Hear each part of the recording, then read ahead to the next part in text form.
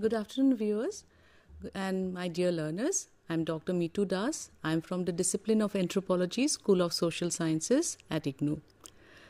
Welcome everyone to this very important session, which is part of our Masters in Arts program in Anthropology.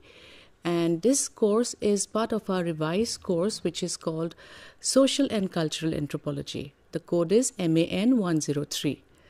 Here in Social and Cultural Anthropology, we indulge ourselves with variety of areas which deals with the human beings and human beings in their social and cultural lives.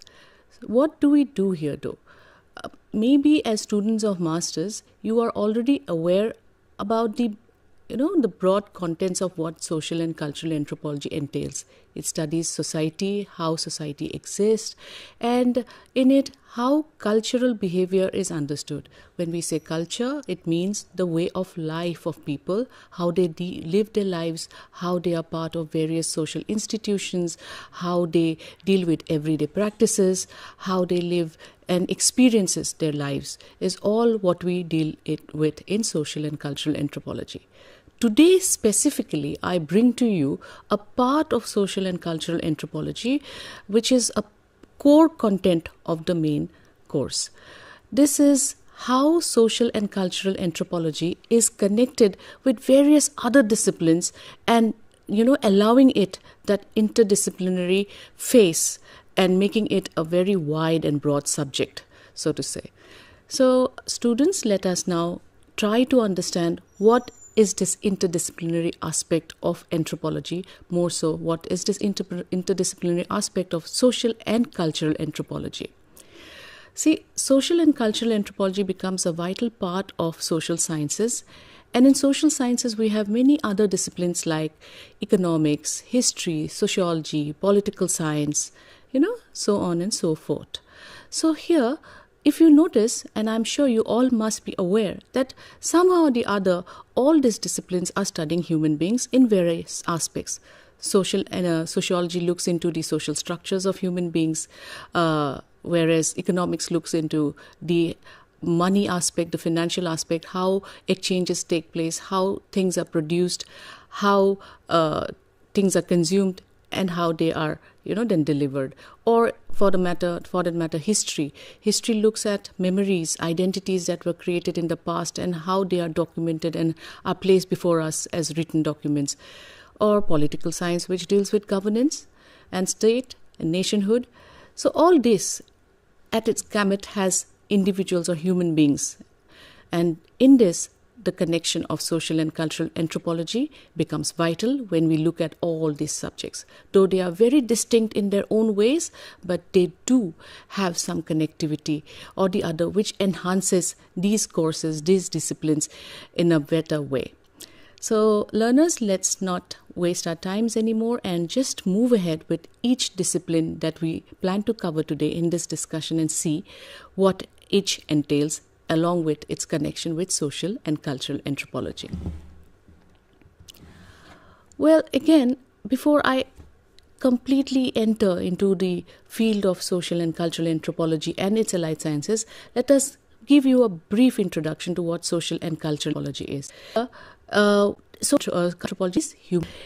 It's an immersion of the researcher, of the learner to go in, stay with the people that they are studying and try to understand everything that they experience by living or by communicating with these people from the experiences that these communities themselves experience, what we call as the lived everyday experience, the lived lives. So when we say this, it means that the researcher has to go to this field without any biasness, without any prejudices. It has to bring forth a reflexive viewpoint. When I say this, I mean to say it has to bring forth the ideas and the thoughts that the people of a community live with, the ideas and the thoughts that they practice, that they give value to their lives, to their system, to their social system, to their social world. So this is part of what anthropology as a specific studies, where they deal with marriages, they deal with kinship, they deal with rituals, they deal with the economic aspects of communities, and also at the same time they also deal with institutions like economic institution, the political institution at the local level, at the level of the communities. So when I have mentioned all these points, you may have already realized that how these words like economic activities, political activities, family, kinship, how the social activities, how these are actually then aligning with the other disciplines that I was kind of introducing you to. So without wasting again anymore, let's just move ahead and let's now come to what kind of nature does anthropology entail, the kind of interdisciplinary nature that anthropology entails. As I was already telling you, that anthropology does not limit itself to a specific kind of study where you become totally engrossed in it and do not have to open your wings to see further. It is a subject which deals with every aspect of human knowledge, every aspect of human identity, and thus it leads us to the association with the allied sciences. Today we will begin with the course on sociology, where we will try to show you the connection between anthropology and sociology. So here what happens is, like, let us try to understand what sociology as a discipline studies. Sociology is very similar to anthropology. It also deals with the study of human societies, but in its own distinct way. Sociology studies human social structures, and they do so by within the comfortable methods or the survey methods. Whereas if we try to bring out a distinct difference between sociology and anthropology, anthropology conventionally deals with very remote societies, though not anymore. Remote societies which are on the peripheries. They try to go and find out how these societies are living their lives, how are they different from the mainstream. They try to learn the language of these communities and try to communicate with them in their local languages. They try to live with them, and for this anthropology uses a very interesting and by now a very popular method of study that is called participant observation. And in this, as I was earlier mentioning, how anthropology tries to study every society without any biasness, trying to bring out the reflexivity in this society, the method of participant observation comes in very handy. But having said so, there is now, because the main idea of studying society, so studying culture, the way of life, the customs, the rituals, the values, the health system of a community, the education system of a community, all of this allow the researcher of sociology and of anthropology to connect and to join at a point where they can, complement each other, rather than sociology just researching with the helps of statistical methods and surveys. Today, utilize the method of participant observation, going and having long, intensive conversations, intensive interviews with the community that is being studied. Similarly, anthropology has now shifted its studying arenas from they are not just the peripheries, not just the simple villages or the tribal groups. Now anthropology too has started to study the urban space in its variety, in the urban space, the industrialized space, the space where the digital world exists. This too anthropology has now accepted and has moved on, and therefore the collaboration between sociology and anthropology is very interesting to observe at this point of time. Going ahead, let us now see how anthropology and psychology are connected to each other. So anthropology and psychology are two very distinct fields. But maybe as students of masters, you have already heard of something that what we call as psychological anthropology. Well, and I will be repeating this throughout my talk today, that anthropology is the study of human beings, and when I say that it studies human beings in its totality, therefore anthropology obviously studies the human mind as well. And while studying the human mind, it tries to understand how the human mind. Students, what I would like to bring to your notice is that while doing so, anthropology doesn't do it as at the point of an individual, at the level of an individual. It does so at the level of a community. Anthropology believes that a community has ideas and thoughts which can be dealt with together, they can be learned together, and therefore as a learned behavior, that is something that you enculturate when you are born, and as through the process of growing, what you learn from your own families, from your own neighborhood, from your peers, is what you learn and what you engage in as you grow into an adult. Whereas in psychology, the psychologists delve into the individual mind. Psychologists try to understand how the individual mind works, and from it they try to draw certain universals.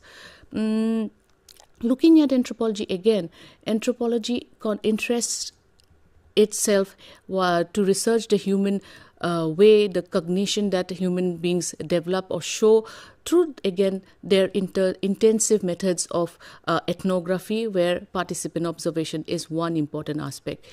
In psychology, we find that psychologists generally deal with clinical methods, they do deal with experimental methods. But having said so, I must also bring in this point that these two disciplines very beautifully help each other. Anthropology is very much interested in bringing out how children develop and how they grow into adults, and how they behave and become part of society, and how they engage themselves with society, and how they give themselves to society and the development of society. But this starts when they are young children, and the growth that they go through, which is not just physical, it is also very social and cultural, which means that they imbibe the things that they learn from their parents and the neighborhood and the peers and the teachers and everyone associated with them.